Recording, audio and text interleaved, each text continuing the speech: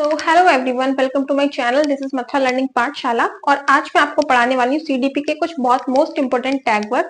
CDP का paper 1 हो या फिर पेपर 2 हो, अगर आप दोनों पेपर में से कोई एक भी पेपर की तैयारी करें, दोनों का सिलेबस सेम ही है। क्वेश्चन का बस लेवल थोड़ा सा अलग है क्योंकि वो प्राइमरी का होता है एंड जो सेकंड पेपर है आपका 6 to 8 जूनियर के लिए होता है और सीडीपी दोनों में ही पूछी जाती है।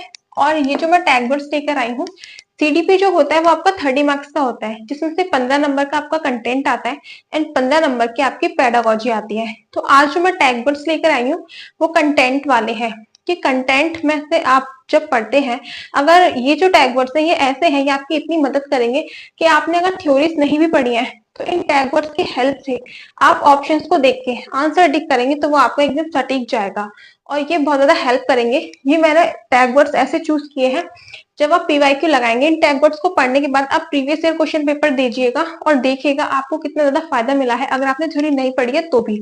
और जिन बच्चों ने थ्योरी पढ़ ली है उसके बाद उनको तो समझ आ ही जाएगा कि ये सारे जो टैग वर्ड्स जो मैंने इंपॉर्टेंट वर्ड्स लिए हैं ये थ्योरीज में दिए हुए हैं और ये ऑप्शंस में आपके पूछे जाते हैं। इसके बाद मेरी जो अगली वीडियो होगी वो होगी आपके पेडागोजी, जो 15 नंबर की पेडागोजी आती है उसके टैग वर्ड्स में लेके आऊंगी। मैंने इससे पहले अलग अलग subject Hindi, English, SST paper 2 में आती है या फिर ईवीएस हो, इन सबके पेडागोजी के टैग वर्ड्स बनाए हुए हैं, उनके ऊपर वीडियो बनाई हुई है। अगर आपको टैग वर्ड्स देखने हैं तो आप मेरे वीडियो जाकर देख सकते हैं। और टैग वर्ड्स बहुत ज्यादा मदद करते हैं आपके ऑप्शंस को चूज करने में। ट्रस्ट मी, अगर आपने टैग वर्ड्स पढ़े हुए हैं, अगर आपने कंटेंट नहीं भी पढ़ा है और अगर आपने कंटेंट पढ़ा है टैग वर्ड्स बाद में अगर आप पढ़ते हैं तो आपको बहुत ज्यादा मदद मिलेगी। और बिना कंटेंट पढ़े भी अगर आप टैग वर्ड की हेल्प से अगर क्वेश्चन सॉल्व करते हैं तो आपके 70% क्वेश्चन ऐसे ही सॉल्व हो जाएंगे सीडीपी के। आप टैग वर्ड्स और पीवाईक्यू लगाकर ही सीडीपी में 25+ मार्क्स आराम से ला सकते हैं। तो चलिए शुरू करते हैं। पहला मैंने लिया है प्याजे। प्याजे, कोलरबर्ग और वाइगोत्स्की। सबसे पहले तो ये बात समझ लीजिए कि ये जो तीन जो लोग हैं इनकी जो थ्योरी है ये इतनी इंपॉर्टेंट है कि हर साल इनके क्वेश्चंस आपको आते ही हैं। तो प्याजे का, कोलरबर्ग का और वाइगोत्स्की का एक नंबर तो आप अपना पक्का ही समझिए, ये हर साल आपका आता है। हर पेपर में आप देखिएगा, आप पीवाईक्यू लगाएंगे तब आपको देखना कि ये तो भर भर के पड़े ही हैं। तो ये थ्योरीज आपको पढ़ना बहुत जरूरी है, इनसे रिलेटेड मैं इसीलिए टैग वर्ड्स लेकर आई हूँ। सबसे पहला है आत्मकेंद्रित। आत्मकेंद्रित, खोजकर्ता, सक्रिय, जिज्ञासु, ज्ञान का निर्माण, नन्हे, वैज्ञानिक, गुणात्मक रूप। अगर इनमें से कोई भी शब्द आपको क्वेश्चन के ऑप्शन में दिख जाता है तो आपको वो टिक करना है। और क्वेश्चन आपका किससे रिलेटेड हो? प्याजे, जीन प्याजे से रिलेटेड अगर आपका सीडीपी में कंटेंट में कोई क्वेश्चन आता है और ऑप्शंस में दे रखा है आत्मकेंद्रित वार्ता। आत्मकेंद्रित वार्ता, प्याजे ने क्या कहा है कि बच्चे जो होते हैं वो खुद को सेंटर में रखते हैं, बच्चे खुद से बातें करना पसंद करते हैं। उनका जो खुद को मतलब आत्मकेंद्रित मतलब खुद को सेंटर में रख के अपने आप को बहुत ज्यादा प्रायोरिटी वो देते हैं। सेकंड है आपका खोजकर्ता। बच्चे खोजकर्ता होते हैं। बचपन में बच्चे जो छोटे होते हैं वो नई नई चीजों को सीखते हैं, नई नई चीजों को खोज करते हैं कि ये चीज ऐसे, इसमें से ऐसे चीज बना ली, वैसे बना ली, इस तरह की चीजें वो करते हैं। तो बच्चे नन्हे खोजकर्ता होते हैं। सक्रिय, सक्रिय का मतलब होता है कि वो बहुत ज्यादा एक्टिव इंगेज होते हैं, हर चीज के अंदर बहुत ज्यादा सक्रिय ज्ञान का निर्माण करते हैं। बच्चे सक्रिय होकर ही चीजों को सीखते हैं। जिज्ञासु, जिज्ञासु मतलब क्यूरियोसिटी होती है बच्चों के अंदर नई नई चीजों को सीखने की, नई नई चीजों को जानने की। जब आप भी छोटे होंगे तो आपके दिमाग में नए नए तरह के सवाल आते होंगे, किसी भी नई चीज को देखा तो उसके बारे में जानने की क्यूरियोसिटी मन में उठती होगी कि ये क्या है, कैसे है, क्यों है। इस तरह के क्वेश्चंस बच्चों के मन में आते हैं। ज्ञान का निर्माण, बच्चे ज्ञान का निर्माण स्वयं करते हैं। प्याजे ने कहा है कि बच्चे नन्हे वैज्ञानिक भी होते हैं। और यह है गुणात्मक रूप। बच्चे जो होते हैं वो बड़ों से गुणात्मक रूप में अलग होते हैं, ना कि मात्रात्मक रूप में। ये प्याजे ने बोला है। प्याजे से रिलेटेड कोई भी क्वेश्चन आता है और ऑप्शन में गुणात्मक रूप है तो आप समझ जाइएगा कि ये आपका ऑप्शन होगा। नेक्स्ट है आपका कोलरबर्ग। कोलरबर्ग ने नैतिक विकास सिद्धांत दिया था, ठीक है, जिसमें उन्होंने अगर ऑप्शन के अंदर आपको नैतिक तर्कणा या फिर नैतिक दुविधा ऐसे शब्द दिखाई देते हैं तो आपको ये टिक करने हैं। नैतिक दुविधा, नैतिक दुविधा का मतलब होता है सही और गलत में से किसी एक चीज को चूज करने में परेशानी का सामना करना। हम किसी एक चीज को सही और गलत में से किसी एक चीज को चूज नहीं कर पाते, तो वहां पे क्या होता है, मोरल डिलेमा, नैतिक दुविधा। नेक्स्ट है आपका नैतिक तर्कणा। जब हम इस नैतिक तर्कणा का मतलब होता है कि जब हमें उन दोनों में से कोई एक चीज को चुनना होता है, और नैतिक दुविधा की जब हमको समस्या आ रही होती है किसी एक चीज को चुनने में। नेक्स्ट है आपका वाइगोत्स्की। वाइगोत्स्की ने सामाजिक सांस्कृतिक सिद्धांत दिया था, ये चीज आपको ध्यान रखनी है। वाइगोत्स्की से रिलेटेड अगर कोई भी आपका क्वेश्चन हो, उसके अंदर ऑप्शंस में वैयक्तिक वार्ता, समाज, संस्कृति एंड भाषा, ये तीन चीजें तो आपको अच्छे से रट लेनी है, क्योंकि वाइगोत्स्की ने समाज, संस्कृति और भाषा पर बहुत ज्यादा जोर दिया है। और सामाजिक अंतःक्रिया, वाइगोत्स्की का कहना है कि बच्चे समाज में अंतःक्रिया करके सीखते हैं, दूसरों से इंटरेक्ट करके सीखते हैं।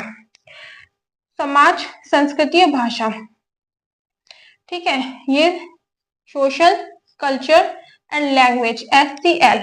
अगर इनमें से कोई भी वर्ड आपको दिखाई देता है ऑप्शन के अंदर, तो आपको ये टिक कर देना है।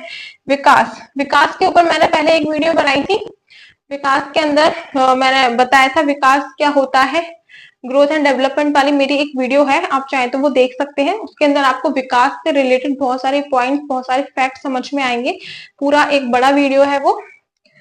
विकास अगर आपको दिखता है, विकास से रिलेटेड अगर कोई क्वेश्चन आता है CDP में, अगर उसके अंदर लिखा हो निरंतर, तो आपको वही ऑप्शन चूज करना है, सामान्य से विशिष्ट। क्योंकि विकास एक निरंतर चलने वाली प्रक्रिया है जो जन्म से मृत्यु तक होता रहता है, ठीक है, एक कंटिन्यूअस प्रोसेस है।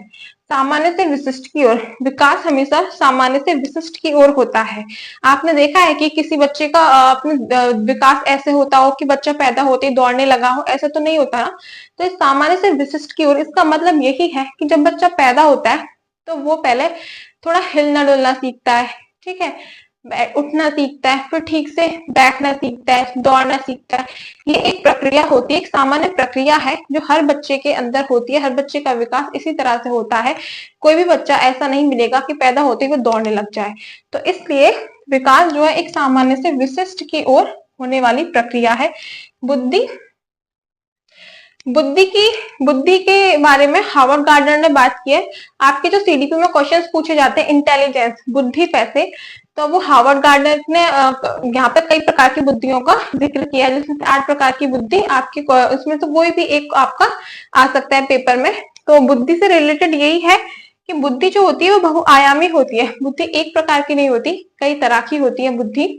और समुच्चय या फिर समूह, समुच्चय, समूह और बहुआयामी, अगर बुद्धि से रिलेटेड किसी भी क्वेश्चन में आपको दिखता है तो आपको ये ऑप्शन टिक करने हैं।